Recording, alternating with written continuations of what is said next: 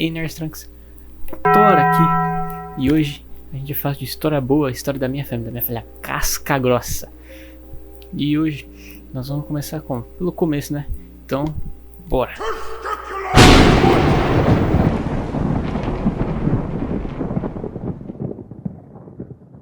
É o seguinte, galera, essa história começa lá de muitos anos atrás. Lá, tipo, muitos anos mesmo, tipo, mais velha que a sua mãe. Bom, galera, é melhor a gente começar pelo começo, né? Então vamos lá. Essa história começa com um vazio extraordinariamente grande e primordial, chamado Ginnungagap.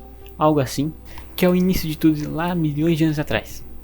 E dentro desse vazio surgiu dois mundos. O mundo de Niflheim, um mundo completamente gelado, e o de Muspelheim, outro completamente quente.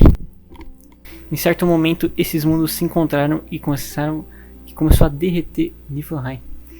Com isso começou a surgir os primeiros seres deste mundo, Ymir e o outro que tem um nome muito difícil que vou ter que deixar aí na tela pra vocês verem porque é complicadíssimo. Bom, como eu disse, Ymir é um gigante e essa nome difícil é uma vaca que acaba por alimentar Ymir. Só um detalhe que esqueci de falar, que ela alimenta ela com leite. Eu nunca passei mal tomando leite. E enquanto essa vaca lambia os blocos salgados de Niflheim, acabou se surgindo outro ancestral. Tem um nome completamente difícil que eu tenho que ter aqui no roteiro, que é Velobura, ancestral dos deuses. Que cara que originou todos os deuses, inclusive meu pai, Odin, eu e todos os outros. Bom, como eu já disse, os descendentes nasceram de Odin, Vili e Vé. E eles, por mais que meu pai, né, seja um cara interessante, ele acabou por matar Ymir e acabou fazendo o mundo com os restos delas, ou seja, a carne virou a terra, o sangue virou os rios, e os dentes viraram as pedras, o cérebro as nuvens e o crânio o céu. Depois disso, Odin e seus irmãos acabaram por criar os primeiros humanos, que foram Eski e Embla, certo? E a partir daí surgem os 9 reinos, que já a gente vai falar um pouco mais sobre eles, mas basicamente dando um norte para vocês. Os 9 reinos são 9 reinos que são conectados por uma única árvore chamada Yggdrasil. Bom, já que falamos um pouco sobre a história, agora vamos falar o que seria a religião nórdica, mitologia nórdica, né? Bom, basicamente a mitologia nórdica é uma junção de crenças politeístas que acreditam praticamente nas mesmas coisas. Ou seja, ela era muito adorada pelos povos germânicos e escandinavos, ou seja, aqueles povos que viviam na Finlândia ou na Noruega, também muito conhecido aí pelo querido Harald, né? E além disso, existe um contraste muito grande entre os deuses e os humanos, onde existe uma adoração muito grande entre eles. E o Kratos não tá aí não. A mitologia se origina nas tradições desses povos, certo? E com alguns deuses representando alguns aspectos como honestidade, força e dualidade. Como eu disse anteriormente, esse mundo é dividido entre 9 reinos que são conectados pela Yggdrasil. Cada reino tem seu domínio, né? Que a gente vai falar daqui a pouquinho. Antes eu quero falar sobre os deuses. Nada mais ou menos que a gente tem duas divisões de deuses: os Aesir e os Vanir. Os Aesir são os deuses Odin, Thor, né? Claro. E também temos os Vanir, que são os deuses da fertilidade da natureza, como a Frigga. Bom, agora a gente vai falar um pouco mais dos deuses Aesir. A gente vai começar com um cara, né? Odin, o cara que conhecido como pai de todos. Não é à toa que o cara criou este mundo maravilhoso para nós. Meu pai sempre foi representado como um homem velho, mas que sempre buscou sabedoria e sempre foi muito sábio.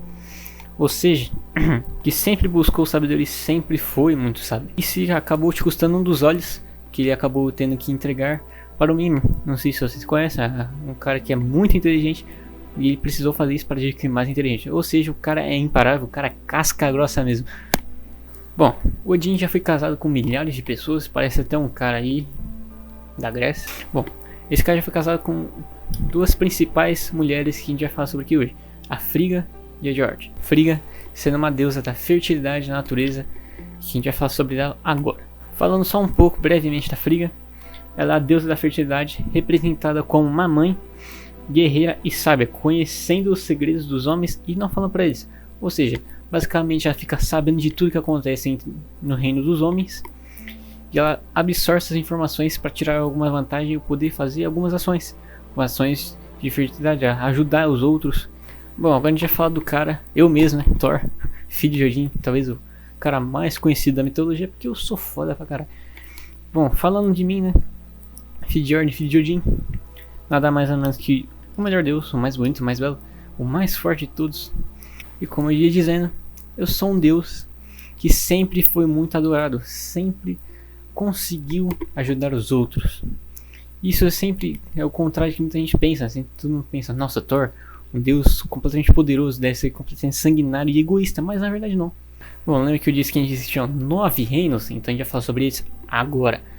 Bom, existem 9 reinos diferentes, sendo cada um tendo seu principal ser vivendo, ou seja, a gente tem Asgard, que é o reino que eu vivo, que é o reino dos deuses.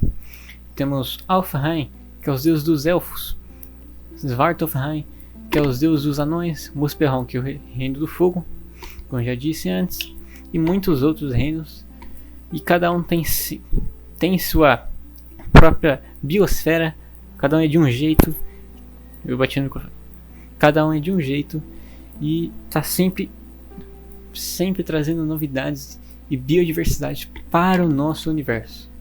Agora a gente vai falar de um assunto perigosíssimo, alguém que teme todos os deuses e todos os seres dessa mitologia, o Ragnarok. Não, a gente não vai falar desse filme meia bomba aí. Fala do Ragnarok de verdade. Bom, para começar, falar que o Ragnarok aqui não é coisa leve não. Ragnarok é coisa pesadíssima, porque se trata do fim do mundo nórdico. E como esse inicia, você está se perguntando? É o que a gente vai falar agora. Basicamente, o Ragnarok é um evento que acontece após o Fimbulwinter. Para você que não sabe, o Fimbulwinter é um longo período de inverno de 3 anos que antecede o Ragnarok. Que antecede o Ragnarok.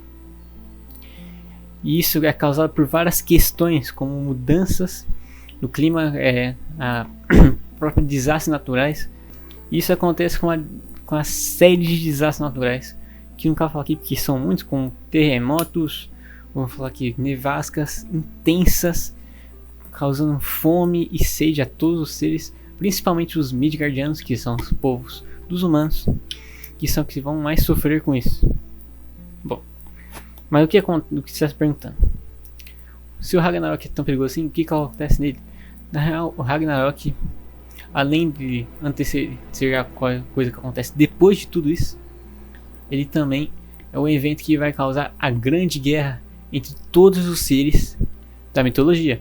Ou seja, elfos, Nilfgaardianos, os próprios deuses, os anões e todos os outros vão brigar entre si para a tentativa de sobreviver. Isso sim dá certo. Alguns seres conseguem sobreviver, alguns humanos conseguem sobreviver, mas a gente tem duas interpretações para o que acontece depois do Ragnarok, porque é muito difícil acertar algo que não aconteceu ainda. Então a gente vai falar sobre duas previsões que podem acontecer no final do Ragnarok. A primeira, e talvez a mais pessimista, e talvez o povo acredite mais, é que após o Ragnarok, após a guerra e tudo ser destruído e tudo cair em chamas, o nível do mar vai subir e vai acabar por apagar o fogo, mas isso não vai ser o suficiente para trazer a vida de volta, porque não restou ninguém para poder fazer isso. E agora a segunda interpretação que a gente tem é uma interpretação mais otimista, que vê com o mesmo cenário, mas alguns seres sobrevivem, principalmente 2 humanos e alguns deuses que causam o renascimento desse mundo, que a gente vai falar sobre eles agora. Esses humanos que sobrevivem são Lif e Lich, que juntos dão início a uma nova geração de humanos, ou seja, apenas 2 humanos geram todo um mundo inteiro. Eu acho que isso está um pouco errado, mas não tem problema, se o Mara pode confirmar para isso para nós. Bom, basicamente essa é a história do Reino Nórdico. Não é algo extremamente extenso, mas também não é algo curto, mas também é algo que pode ensinar vocês a como é ser um deus Aesir como eu, Thor, o deus do trovão, que vai deixando vocês aqui